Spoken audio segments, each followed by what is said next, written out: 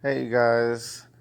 This is Anthony, coach of the Savannah Sharpedos, and I'm coming to you with a late team preview of a match that happened yesterday. I went against Ryan, coach of the Columbia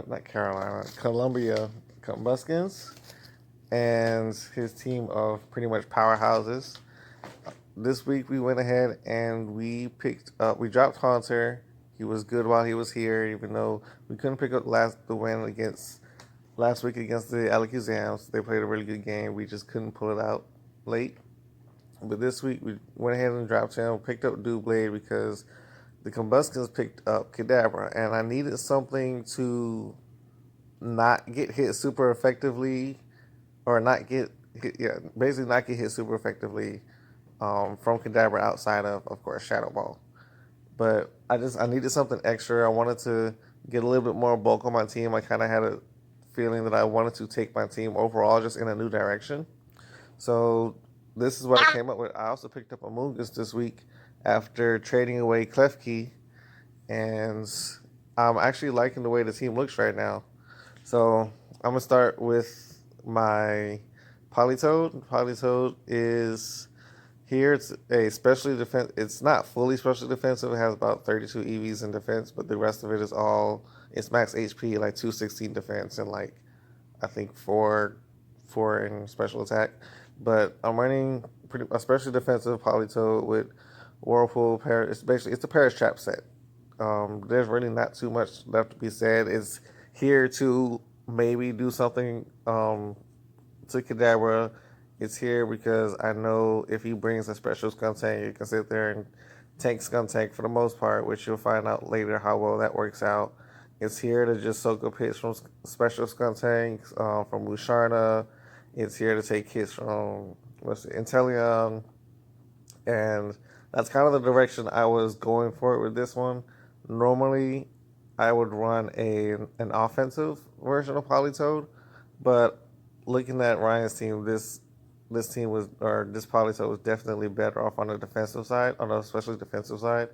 And because I have him especially defensive, I use my Amoongus to be on the more physically defensive side, knowing that it can take a few hits from Sock, it can take maybe a few hits from a potentially physical Skuntank. Um, he didn't really have too much on the physical side as far as offensive threats goes. It can deal with not Poltergeist. Well, yeah, but it can deal with his Delmise as well. And that's what I was going with. This set isn't originally the set that I was going to run, but I figured Spore would be kind of too obvious, and so went with Toxic instead. The Bright Powder and Double Team was just for the sole purpose of Toxic stalling in as many ways as possible. And you'll see in the video that Ryan has posted, and I will probably post my side of the battle video as well, but I'm not sure yet. Just because the battle's already happened by the time I'm actually recording this team preview, and I'm just not 100% sure if I want to upload it since his version is already up. But we'll see. But yeah, this is a Toxic Protect double team, can't touch me type set. Um, I like it. Giga Drain, it'll hit the Inteleon for a decent amount of damage. It's just here for recovery since I don't have Black Sludge or leftovers. Um, so if I actually get a chance to use it, which you'll see in the video, then great. If not, then it's really just here to not be immune or to not be, useless basically. But it had a really hard matchup against Skuntank, period. But we'll see how everything goes in the battle. Scrafty, I went for a different set. Normally, I wouldn't run Dragoness because Scrafty in general just isn't the fastest Pokemon. And for me to actually outspeed Inteleon, I would need to have two Dragonesses up.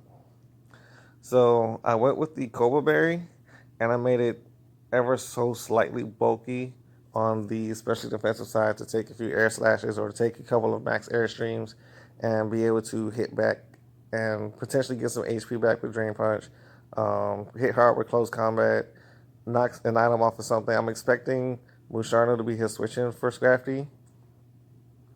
And I had knockoff for that reason. My concerns of that is, of course, the Colbert Berry, the weakness policy.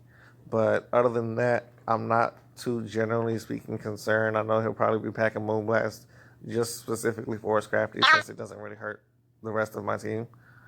But, you'll see. Roserade, this is a different Roserade from probably the normal sets that I run, but it's still a fairly common set. Focus Sash, it's essentially, one of those lead Roserade sets that you see every now and then. So, Toxic Spikes, I'm running Venoshock instead of Sludge Bomb because if I can get rid of Skuntank early and actually get some stuff poisoned, then Venoshock will be very useful and very fun.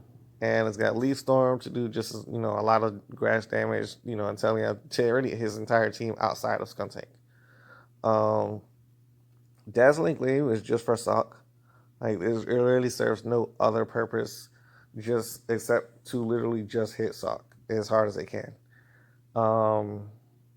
Same thing with I can't even remember his whole team, but Sock and yeah, that's it. Because everything else I think doesn't really get hurt by it too much. Venoshock is also for Delmise, but it's neutral damage, so I'm not expecting too much from it. But that's what Toxic Spikes is for too, to increase Venoshock's damage should I be able to get it off. Down to Mimikyu, our imposter for the week.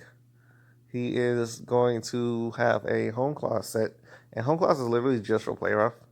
I know you'll see most of the time when I have Swords Dance, and I was going to run Swords Dance with this, but the issue I ran into while playtesting was having to playtest and use Swords Dance into play rough because he had Skuntank out or Sock or whatever it is, and play rough missed more often than not. It's a 90% accurate move, but play rough would still miss.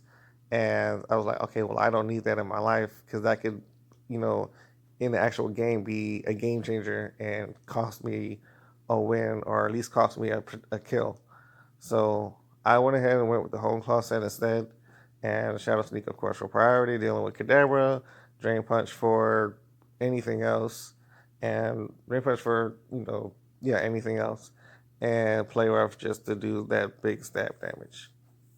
Dewblade, I was originally going to back up Among Us and run a block toxic set, but if I accidentally block Skuntank, it's not going to end well for Dewblade, or it would force me to switch out instead of him. So my original set was going to be block toxic, and Shadow Sneak, and another move that I can't think of off the top of my head right now.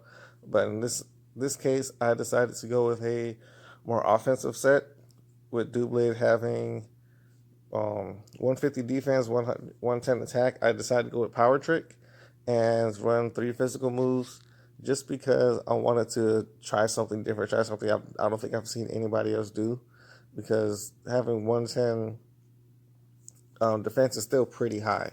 So giving myself base 150 attack and coming in and hitting Shadow Sneak, hitting Aerial Ace for Sock or Delmise, and Sacred Sword for anything else really was really gonna, or hopefully was gonna come in handy at some point.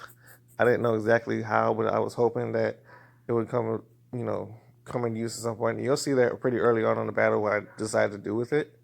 Battle didn't go as perfectly as I would have liked it to, but this was the idea that I had in mind when I was, putting the team together, trying to figure out, what all I can do, what different strategies I can come up, because Ryan is my play tester, so we couldn't play test this week. So I was trying to bring something unique, something that he hadn't really seen me use, like week-to-week matchups throughout the league this year, and this is what I come up with. So I hope you guys enjoy the battle when you see it.